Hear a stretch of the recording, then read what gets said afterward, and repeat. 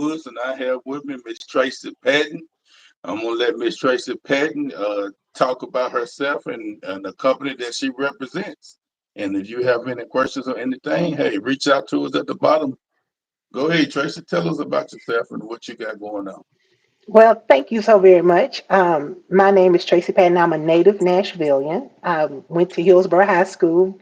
Um, and my business is I'm a board certified health and wellness coach. I am the owner and CEO of Transformation with Tracy. And let me tell you how that came about. In 2020, when everyone was having to sit down, one of the things that I started doing was I started a chill spot chat. I would just sit out on my back porch and I would write daily about the things that I was going through. I was going through a growth journey. Uh, I gained a lot of weight. I was in a bad situation with my marriage. And it just really was an opportunity for me to touch in with myself and really grow. And from there, I went back to school and became a certified health and life coach. And that just really propelled me closer to my ministry. And that's what I call it, an opportunity to really help individuals navigate life to get to the best versions of themselves. And so currently, I am a full time health coach and life coach. I do a weekly Facebook live series called My Chillin' Spot Chats. I'm just very blessed that my ministry, my outreach gets the opportunity to touch people on a different level. It's really about finding that opportunity for them to be the best version of themselves, finding that journey for them. A lot of Okay. times people would want to give you a cookie cutter approach to health and healing, but what I do with Transformation with Tracy is I use a body, mind, spirit connection because we're more than just what we physically do and what we eat, but what we think, what we pray, whom we pray to. And so incorporating all of that, I use that to help people find the journey that best fits them. Okay. All right. Well, let's dive in. You ready? Let's dive in. As long as we don't talk about Okay. my Titans, even though I'm wearing Titans gear. Well, you know what? I wasn't gonna say nothing, but since you brought the Titans up, what about your Titans? Y'all gonna get the first pick? What y'all gonna do with it? Are y'all gonna get another quarterback and Well, coach him well? What is y'all plans?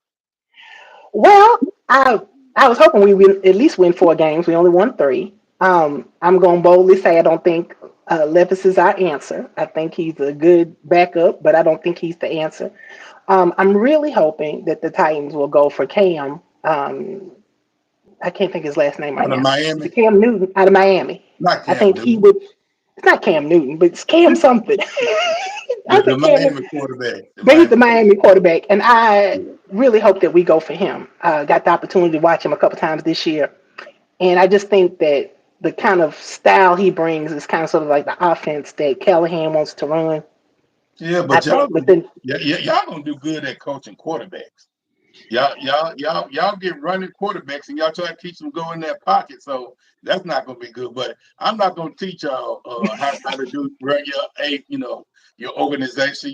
We right, Pittsburgh right. Steelers, we got our own headaches and things that we got to deal with right now. Well, you got to at least at Pittsburgh, you got a solid coach, and hey, you got to give Russell his credit. Everybody kind of sort of discounted him. Hey, he's really come in and stepped in and did Well, a really good job.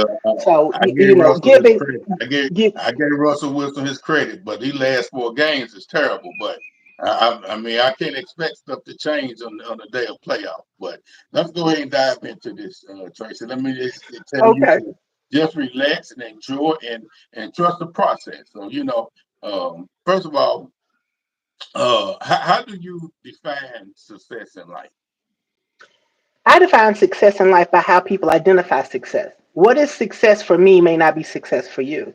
Success Okay. for me is being able to have a peace of mind, be able to sleep at night, being able to know that I did the best I could in helping others achieve their goals. That's my peace. That's success for me. For success for someone may be how their children behave, or the life that they live, or how much money they make. Um, Okay. but one of the things I really want to, when I talk to people about what success looks like, is understanding that success is not something that you can gain. I mean, in other words, it's not something outside of yourself. You are yourself successful. When you get up in the morning and you work toward your goals, You are successful. And a lot of times when we talk about success, it's this end goal. And we don't fall in love with the process.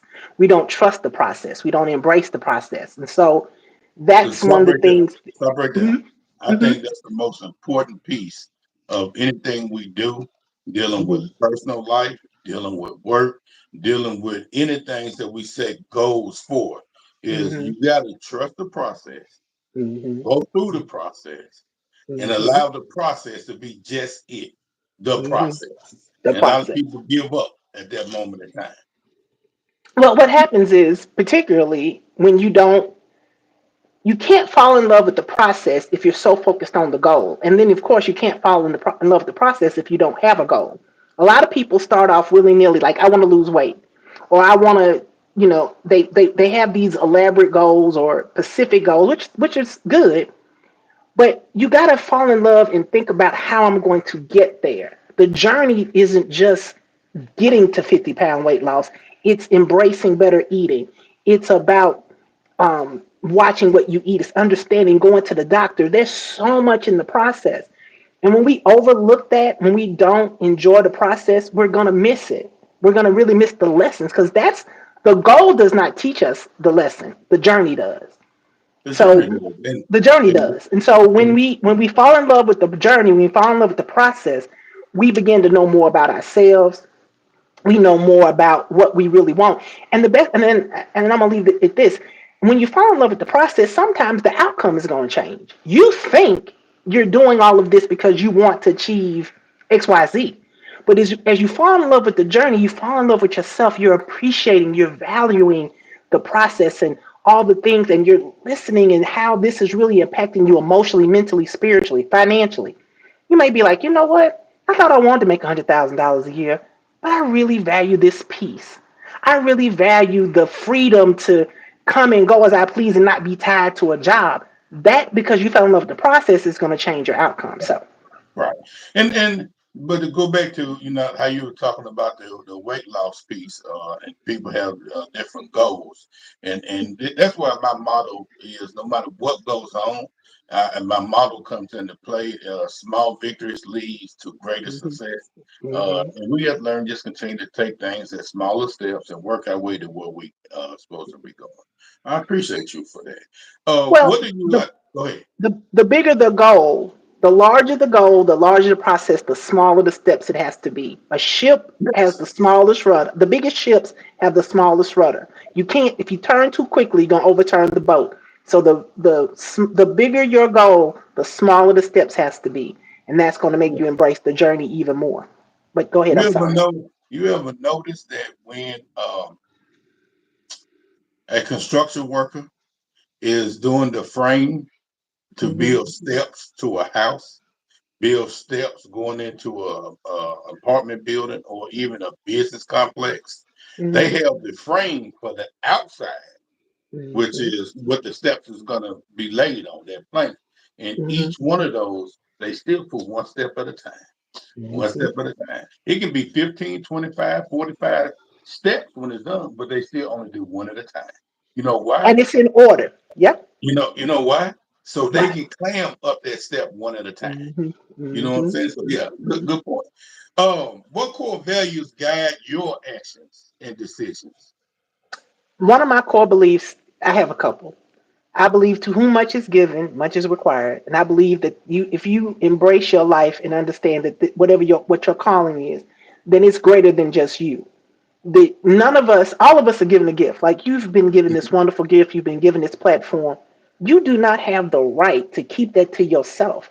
You have an obligation to share your knowledge and give it to help others along the path. So, my Right. one is to whom much is given, much is required. My second one is kind of sort of almost opposite, is people do what they want to do.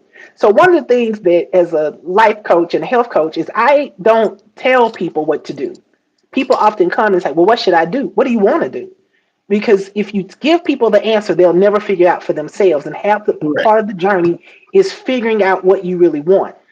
And again, so people do what they want to do, and you do what fits you in that narrative at that moment. And the last one I have is that all of us need grace. Listen, none of us are perfect. All of us have fallen and made mistakes.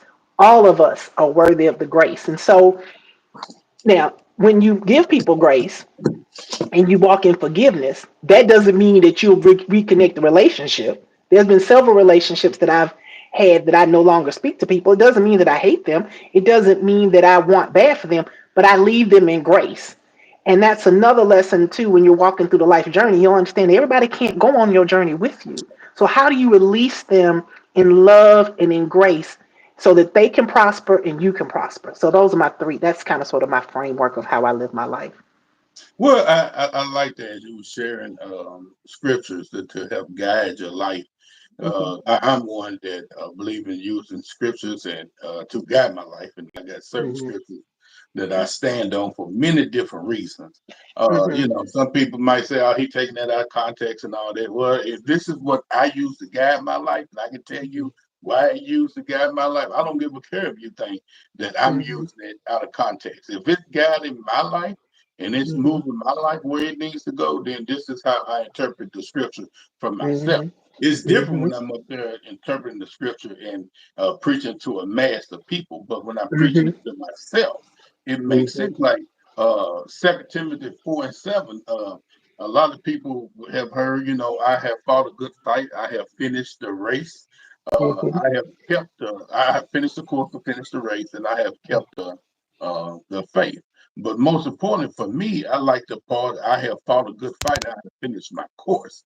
A lot of people use that when they go into funerals and stuff like that. But for Hmm. me, I use it for my personal life, and meaning that as Paul was talking, he said, "Young Timothy." He's Hmm. turning it over to a younger person that can go and spread the word, and that's why they Hmm. a lot of times refer to young Timothy. And a lot of times, I look at things from a business aspect. Um, I think a lot of times we as people don't know how to lead when we on top, and Hmm. we lead when people are asking us to lead. And I'm the type of person I use that scripture to say, when I left correction for 27 years, juvenile correction, I have to say that I left on top. And Hmm. I wanted to lead that next step person who have come in. I wanted to be a younger person, more energetic, that had that Hmm. same fire that I had. So when Hmm. when, when I continue to use the scriptures and stuff into for daily devotions of my life, as I was preparing my departure from the facility, I'm like, man, here we go right here. Because when I was in it, I fought a good fight. I did what was Hmm. expected. I prepared myself to do Hmm. everything that needed to be done. Then I woke up one day and I said, "Hey, you on top? Let somebody else young come in and take this and let them use their new ideas and to reach these young folks or whoever that need to lead the organization. Let them have it. Give them your part. Let them have it." Hmm. So I'm glad you brought that up about the different scriptures in there. Let me ask you this as we move on. Hmm. As you do health and wellness coaching, that's correct? That's right. I'm a board certified health and wellness coach. Hmm. Okay. What do you identify to be your expertise Okay. or your niche, and or both together? Um, my expertise is in bringing mind, body, spirit together in physical fitness. In other words, I have a trainer who is amazing, but I also have people who do nutrition. So I work as part of a collaborative. So that's what I do. That's what my is special about me is that I incorporate a mind, body, spirit. Some people just work on your physical, some people just work on your mental. You have a pastor, but I'm not a pastor, but I work on all elements of when we do health life coaching. So that's a different approach. But my niche is I work with women, particularly women of color, who are either premenopausal or menopausal or postmenopausal. Particularly women of color because menopause impacts us so much differently than it does other women. Mhm. The way our hips and um, just the nature of the arthritis and the things that we've carried and how we eat, all those things impact women of color different. So my niche is working with women ages 35 to 60 who are either who are going through the menopause cycle. I am a certified wellness coach as well, and taking additional coursework. And that's something else I always like to say is I may have a lot of knowledge, but I'm not afraid of learning more. And the more I Okay. learn, the more I share with my clients, my members. So yes, what my specialty is I incorporate a mind, body, spirit in everything that I do with life and health coaching. But my niche is working with women of color, but well, with all women, but particularly women of color who are going through the phases of menopause, all phases of menopause. So you working on a more holistic approach Yes, of that. Okay. So yes. what is an outcome that you want your clients to gain from you? What is the one outcome that you want your clients to gain from you? I want my clients to, when they work with me, I want them to feel that I understand them, that I connect with them, and that ultimately our relationship, our education, counseling together relationship is about them. It's not about me. I am a co-pilot on your journey. Hmm. And so it for me, a successful outcome with my clients is when my clients can look and say, I've reached my destination successfully. Thank you for going with me. Or Sound like you just I've got got through further. flying Yeah, we just Southwest. got through flying. And hey, thank you for going with me. And hey, I got it from here. I can fly solo. That's cool. Can I check on you Okay. sometime? That to me, that's a successful. When people don't see the process all the way through, that's frustrating for me. Not because I don't want it, because not because it's necessarily about me, but it's so hard to watch people, and I'm sure this happens to you. You see people abandon it too soon. Yeah. They Yeah. don't reach that they're so close to their breakthrough, but because what we know is better than what we don't know. The travel is hard. The mountains are hard to climb. People just say, "Well, I'm gonna stay right here," and they never see what's on the other side. So if I, so my joy of working with my clients is yes, it's successful when a client can look at me and say, "Thank you for getting me to my destination. I can make it from here." Because the journey of your life doesn't stop just because our counseling sessions or just because our sessions in. You got to keep going.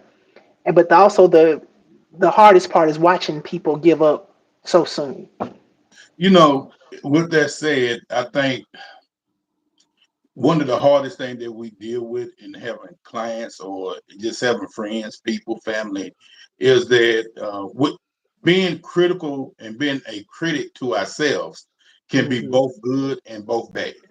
Hmm. When we're a critic to ourselves and we give up and we don't want to do it anymore or whatever we have set the goal to be, that's not a good thing because Hmm. you really just discourage yourself. Hmm. But I think being a critic to yourself and you use it to continue to reach your goals, to get Hmm. those steps. And then when you finally realize, hey, I done accomplished one thing, I can accomplish something else. That Hmm. I think that's when you are being critical to you. Hmm. Is the critique is helping you get Hmm. where you got to Hmm. go because it's going to prepare you for your next journey because it's going to be another Hmm. journey coming. You know, it Yeah. is what it is, and we and I think the key part with that is what I tell everybody, including myself. We got to learn to get out of our own way. Yes. Yes. When we put self in the way, it hinders us from growing, Hmm. moving, and Hmm. reaching next levels. Hmm. Period. Hmm. And you said something really key in life and health coaching. We talk about the inner critic. Even when I was a therapist for many years as well, and we talk about the inner critic. That's Mhm. that negative self talk. And one of the things that has to happen is you have to turn off the negative self critic and embrace the mantra of I'm growing, I'm doing better. This is propelling me forward. Many people stop, like you said, because they that inner critic is negative. You're never gonna do it. You ain't gonna make it. You ain't worth nothing. And those are messages that we have adopted that other people have told us along the way, and we've internalized it and made about us. One of the things that I definitely work on as part of life and health coaching is turning off that inner critic, Mhm. reframing those words to say, who said that to you? Because that didn't come from you. You don't think you're worthless. Right. Who gave you that letter? Who gave you those words? And then we say, okay, so what you do is you give it back. That ain't Give it got back nothing to do with to me. You that ain't got nothing to do with me. You and I mean, I've even done things like with clients, like write a letter of all the person who said the thing to you, and write it down and then burn it. Send it back to them. That ain't got nothing to do with you. That's somebody else's voice, and you need to get that out of your head and out of your spirit, and begin to define who you really are. That's one of those ways in which we can, silence that inner critic. And like you said, turn that negativity into positivity. Speaking over, because the Bible says you got to speak over yourself. You got to watch what you put in your mind and your head. You got to watch, because the battle is not outside of yourself. The battlefield is in the mind. And what you yeah. tell yourself and what you believe about yourself, you're going to manifest. And so if you believe you can't do it, then guess what? You're You not ain't gonna gonna do do it. You're not gonna it. do it. If you say you're not good enough, then guess what?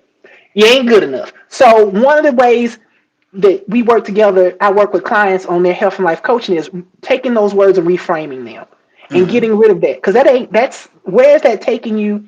And again, most of the times that's a label that someone gave you. It's not something that you taught yourself. I'm sorry. So. Yeah, but one of the things that I teach a lot of my leaders, and I try to guide with them is, I always like to give them an empty trash can, Mm, and they look at me like I'm crazy. I say, I need you to use this, and they're mhm, like, I don't understand where you're going with it, and I let them know, use this in life, even though I'm teaching mhm, you this at work, or through a counseling or through training. Use mhm, this mhm, personal, spiritual, anything. mhm, If you allow people to give you stuff to fill up that trash can, then don't get mad when you realize you were full of garbage.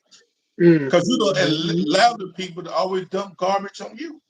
And it's people have to understand part of mental health is knowing it's okay to say no. mm, You know what I'm saying? And for you to focus on yourself, because if you can't focus on yourself, you can't. It's hard to help others, because whatever issue, and I would tell people, as a part of a leader is to understand your clientele, number one, and number mhm, two is to understand your subordinates, your workers, and mhm, sometimes understanding your subordinates and your workers. Even though we got this thing, we got to treat everybody the same, but on mhm, the flip side, you got to treat everybody different. That means mhm, you getting to know each one of your employees as much as you possibly can.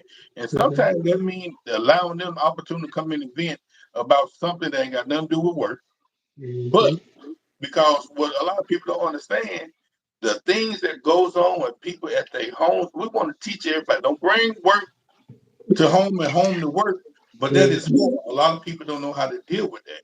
You got mhm, people dealing with some serious mental health issues and some mhm, serious issues, and if you are not able to be a listening ear, I didn't say give them resolution, but right. sometimes you got to be a listening ear so that Mhm, they understand. Man, I got somebody in my corner, and you ain't said nothing.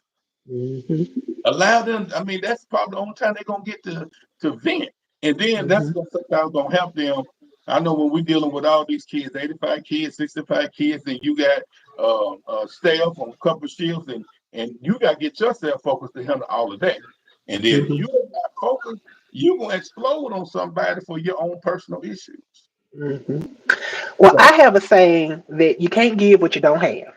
That is one of the things that I tell all of my clients. You can't give what you don't have. You cannot pour from an empty cup.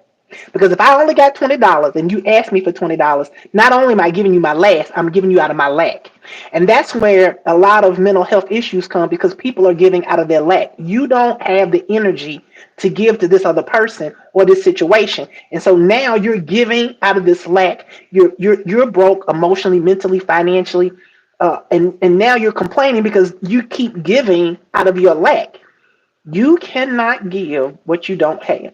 And so one of the things that I really do embrace when I do coaching with people is to start with what's in your cup.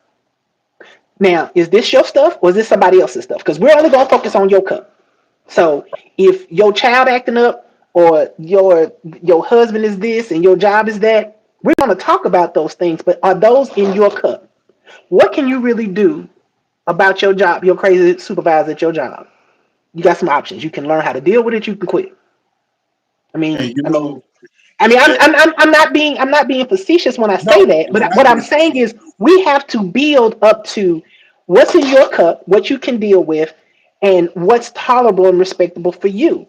Because at the end of the day, it's your life. And as you mentioned, you are more than just what you do at work. And you don't want that. And as much as we try to separate what happens at work, it bleeds into home. And then again, if you're not getting your cup filled at work, and then you come home and you're giving out your lack, you're gonna explode at both places. So, Well, I don't know about most people. When the bank says you got insufficient funds, it ain't too much more you can get up out of there. well, no, no, you can't. I That's mean, not. can't prove You, it. you got to. I mean, yeah. It ain't gonna let you. But you got to have a plan. You got to Yeah. have a plan. And that's where the plan. That's where I work with. Like I learned the hard way. I had a supervisor that like wasn't even a supervisor. She was a peer. Was driving me crazy, and I couldn't understand. I kept looking for God's lesson. I'm like, well, God, how do you want me to deal with her? So I would deal. I was first. I was like, and I stood my ground. That didn't work. I tried to be like really nice to her. That didn't work. And finally, I realized that I was praying for the wrong thing. I was asking God to change her, and the whole time God was changing me. The whole time He was teaching me lessons that make me a better, effective life and health coach. So now, when I think about all the things she taught me, that's why I'm an effective coach because I didn't. Situations come in our lives for them not for the person not to be changed, but for you to change, for you to Mhm. grow, for you to evolve. And so as a coach, that's one of the things I do is when I said, well, we got some options here because we can't change your supervisor. You got to work, bills got to be paid. NES don't care if you don't get along with your boss or not. We know that. But you do have options of how you're going to respond. You have to have a plan. And and that totally works on what the goals you have. If you want peace, then we're going to work on having peace. If that means that you got to go sit in your car through the lunch break to separate yourself. Those might sound small, but those are legit small That's steps real. to That's real. help you reach your goal of having peace in your workplace. Well, and you talked about something, and that's the whole aspect of what the raw approach is. The raw Hmm. approach is identifying hardcore lessons. A lot Hmm. of people, that complains about supervisors, and I Hmm. ask people, well, before we complain about the supervisor, let's talk about you. Hmm. Do you know what different types of leadership styles there is? Hmm. And most importantly, do you know what type of leadership style best helps you? Hmm. And then everybody get this blank look because they've never been taught from that aspect. And that's where Hmm. I have assessments and tools so to identify that for them. Then on the flip side, I asked a lot of leadership people in leadership, do they understand their leadership style? And Hmm. a lot of them, when they get it, you got some that do. And but the thing is, they don't necessarily know how to put a name or a title with it. Or Hmm. you got some that don't know their leadership style. You Hmm. got some people in leadership positions just want to be in that leadership position so they can tell people what to do, which is sad, Hmm. but there's more to it than that. You know what I'm Hmm. saying? Hmm. So I totally get it. All right, let me ask you this. Well, I was going to say this a lot, and we also have to be mindful that a lot of people take power positions to work out their own internal issues. It ain't got nothing to do with you. Yeah. A lot of people take power positions to work out their own issues. And so I have worked with someone who was in a position of leadership, and we were able to get to the core of really what was going on with her, which was everything how she was treating her people was a reflection of what was going on from her childhood, her trauma. And I referred her to a therapist because I did want to say I'm a health life coach. I'm not a therapist, even though I've Mhm. been a therapist. I will take you to a certain point. Like we will start where you are and go forward. But when we start talking about childhood trauma and things like that, I'm gonna refer you to a therapist. Um, but we were able to really get down to she was coming for career coaching, and we were able to get to you're not moving up the corporate ladder because you're using these power positions as a way to act out and get verification, validation from childhood issues. And that was a big step for her. So I just want to say that too. Yeah. No, that's perfect. One of the big things that I strongly encourage in dealing with work is work-life balance. Hmm. And I find that to be a very serious topic. Some people Hmm. is able to make it happen. Some people don't even know what that looks like. So Hmm. when you're talking to your people or even yourself, how do you keep this balance? And how do you explain work-life balance to your clients? We first, for myself, it is a little more challenging because my work is my life. I'm a health coach. I work as a health coach. I live the mantra that I'm trying to teach. So a lot of it for me bleeds over because what I do is I want to be an example, not just for the people I work for, but for myself. I mean, I want to be all the things that I'm asking and encouraging other people to be. I want to be the best version of myself. Hmm. So for me, the balance comes because, and I don't know the way to say this, not might not sound fancy, but I just ask people what you really want. Do you want to be able to come home and spend 20 minutes with your children before, what's important to you? Do you want to come home and be able to spend 20 minutes with your kids reading books? Do you want to be able to have, work out in the mornings? What is your balance? How do you find time for you to meet the things and the needs that you have for yourself? And Okay. then that comes down to, then what are you willing to say no to? Because no, you're going to be, in order to have that work life balance that you want, you're going to have to say no to something. You can't do everything. It's like going to a buffet. You can put everything on your plate, but you're not going to eat everything. Then Right. before you know it, you just got a plate full of mess because you've picked up everything. What legitimately is important to you? Is having a job with flexibility and freedom more important, or do you having money or having a high paying job that you travel a lot? Which one is important? Because if you want a job where you travel a lot, you're gone, 6 days out the month, then yeah, that's going to bleed over to what you can actually do when you're at home. So when you get home, yeah, you're not you got to wash clothes, you got to you got to walk your dog, you got to do things like that. So finding that balance really is about what's important to you. Once you identify what's important to you, then you'll begin to make the decisions to help you find that balance. If reading to your kids and being home every night is important to you, then that's one of the things that we'll work toward. If providing for your family means you're gonna drive a truck and you're gonna be gone 5 days out the week because it's more what's important for you is for your kids or your family to have that financial stability, then that's what we work on. And so, how then, when you're home, the days you are home, how can you be more present? But that also means you can't say, you got to tell no, hey, I've been gone for 5 days. It's important for me to spend time with my kids. No, I can't come hang out with the boys. No, I can't go ride motorcycles today. No, does that make sense? Yeah. It's what you want to achieve in your life, and then understanding that you can't. And when people say, well, you can have it all, you can if you want to be crazy. If you want to be crazy and tired and frustrated all the time, yeah, you can have it all. You can show up at every sorority meeting, fraternity meeting. You can participate in every community service event. You can go to every parent child meeting. You can work 75 hours a week, and then try to make it to the gym. Someone's gonna give.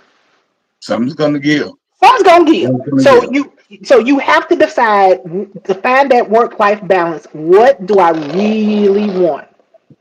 Okay. What's really important to me? I hope that makes sense. Yeah, yeah. If it don't make sense to me, it's gonna make sense to somebody. So somebody understand that they trying to do A B C D E F G H I J K, and there's And still then one on thing MP. missing P. You know what I'm saying? Yep. And element on P. The alphabet soup as a whole. Hmm. What is one of the best compliments that you ever received from one of your clients? Thank you. That's what's up. That's what's up. Well, I like to share funny stories to break the nerves of my patients, my customers, and students. Why you laughing? Do you have a funny story that you tell your people in order to break that monotony that dilute them up to really for them to dive in with your sessions or what they about to get to, especially when you do your consultation? don't necessarily have a funny story that that I tell every time, but then this is the one of the funniest stories that I tell. Um, when people talk about like not getting it sometimes or like missing the mark, I tell them this story. Say, listen, honey, I work for a company, and they sent me on location in Atlanta to a hospital, to Grady Hospital, and I was there to enroll and get people involved for the health coaching for the company I work for, and so I had to use the ladies' room. So the closest one was a door that said ICU. So they let me in, and I go in, and there's just people all over the place, and Hmm. they got masks on, and somebody, there's one person that's like fully in a body cast, and I'm already like, hold on, am I breaking HIPAA laws? I'm all nervous, and so then I'm like, all these people are that, and I'm like, I just stick my hand out, and I'm like, Lord, just bless everybody in here. Look, why was it a bunch of dummies? It was not the real wing. It was the practice wing for the doctors, and so I'm praying over dummies. People, they were not real. I was really in there testifying, laying of hands on mannequins. I was laying of hands. So Well, at least the mannequin got healed. I was laying of hands on mannequins. So Hey, when people talk about, you just seem so smooth. No, no, I was in Grady Hospital laying hands on mannequins, asking hey. God to deliver and have them get up and walk.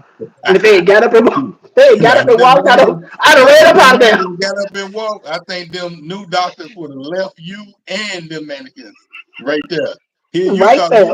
you done raised some people from Lazarus, like Lazarus, and they gonna get up out of there because them were mannequins. Well, it is what it is. Yeah, Uh, I'm goofy, so that's usually when I'm goofy on several levels. But I've done a lot of things that make people laugh. But those are just usually it depends on the client. If the client is saying something, I can tell them a story like, look, this is when I was goofy. This is when I missed the mark. But the mannequin thing makes always make somebody laugh. all right, Tracy, as we about to wrap this up. I always like to ask people, feel free to ask me any questions, any concerns, or anything that you want to ask me. It's my time to flip the script. So if you have anything you want to ask. What motivates you? You've got a wonderful platform. What motivates you? Well, I've been in the industry for now 30 years, from youth corrections, group homes, and also adult mental health. Hmm. Uh, and a lot of time for me, it always came to the point. It wasn't the clients, the residents, or the patients. The issues came between the staff and leadership. And my goal is that's why I did my dissertation on Hmm. um, focusing on what can be done to curtail um, turnover. Mm-hmm. Coming from the Department of Children's Services, turnover was high then, and up until I finished my dissertation not too long ago in 2024, when the here at the state of Tennessee, one of the data showed that here, the Davidson County specifically, I think the Department of Children's Services was having like 123% turnover rate.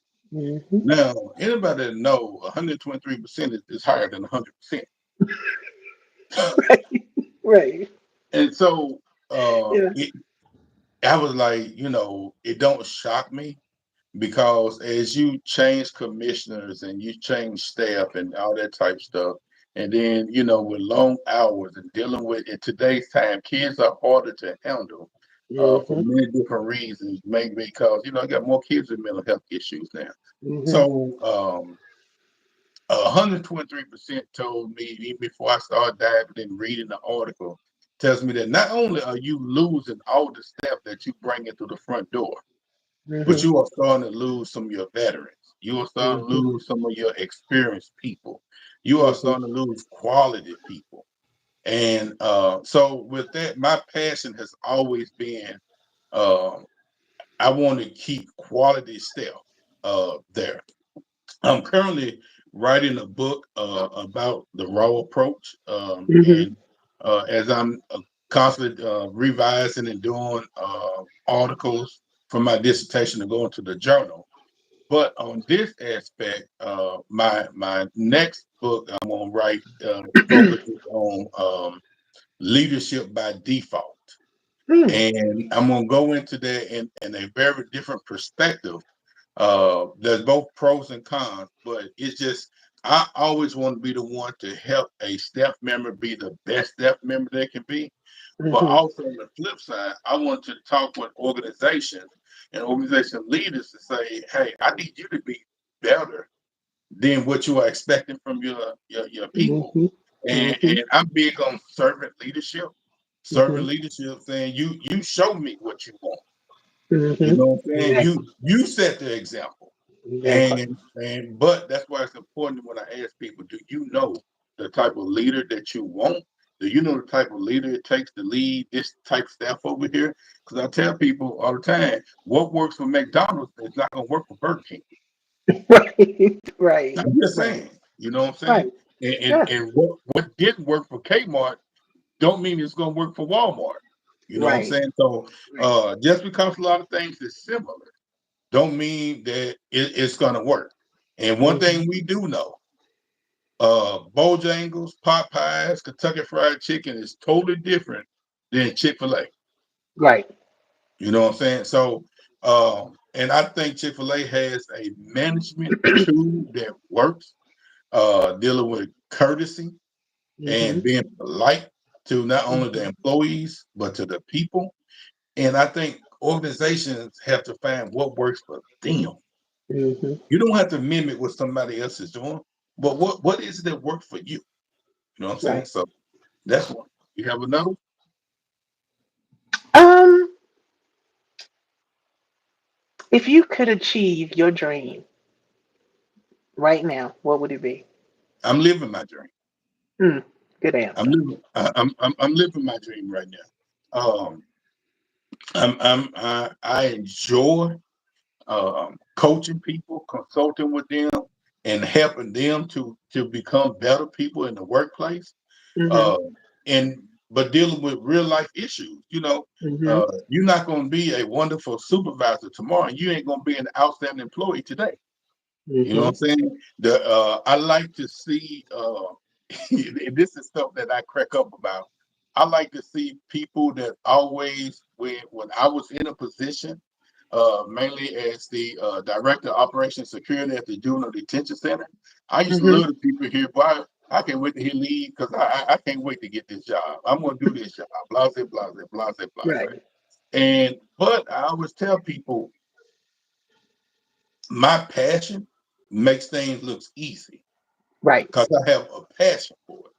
And Mhm. so when I leave, I try to give people the tools to make themselves better. At Mhm. any job, I want to always have a successor. You know what I'm saying? You got some people just feel, oh, you can go here, I got this. And Right. then, but when I see past supervisors that I have came in contact, past floor workers, see them, watching them lead organizations now, becoming supervisors, stuff, that type stuff lets me know that what I'm doing is in purpose. It's a lot of time it don't be drastic information. A lot of times it's just all about having that listening ear, like I was talking about earlier, Mhm. and showing people what my expectations is, and rephrasing and Mhm. asking them to tell me from their perspective what they thought the directions I just gave them. Because Mhm. what I realized in today's society, um, the absence of communication is that we assume that communication was had. And Mhm. so when you send somebody out to go do what you asked them to do and they don't do it, don't get frustrated with them because you didn't make sure that they knew what they was doing. Mhm. Mhm. You just there because you gave a directive that they knew. You know what I'm saying? Sometimes you can say, "Go dig this hole for me," and you might think you might say, "Okay, I need the hole to be 4 feet deep." Did you give that specific direction, or did you say, "Go dig a hole"? Don't get Right. mad at me if I took a shovel, just took a scoop of dirt, and said I'm done. Right. But Right. that's what a lot of organizations and leaders go wrong. They automatically assume and think that people understand the order or the directive that was given. Mhm. All right, Tracy. Leave the people. We the people. Leave the people Hmm. with a quote, a motto, or a statement that you want them to remember you from, to give them guidance, power, or whatever. Leave them with something. Everything that you want to be, you already are. You just got to find it. And if I you like need someone to help you on that journey, please feel free to reach out to me. I am at transformationwithtracy.com. That's my website. You can also find me at Tracy Patton and Transformation with Tracy on Facebook, Instagram, Transformation Tracy on TikTok. But the best way is just reach out to me. Um, you don't have to go through this journey by yourself. Um, because everything you want to achieve, you already are. I was You just just about to gotta tell you to give it to we them again. yeah. Oh, All right. my Facebook, Tracy Patton, Transformation with Tracy, and my website, transformationwithtracy.com. All right, Tracy. I thank you for your time and your attention. To the audience, hey, stay tuned. The Raw Approach will be coming with new live stuff for 2025. So I want everybody to get fit, stay alive, let's thrive in 2025. Remember, small victories lead to greater success. And I am Dr. Woods, and you have just been hit by the Raw Approach.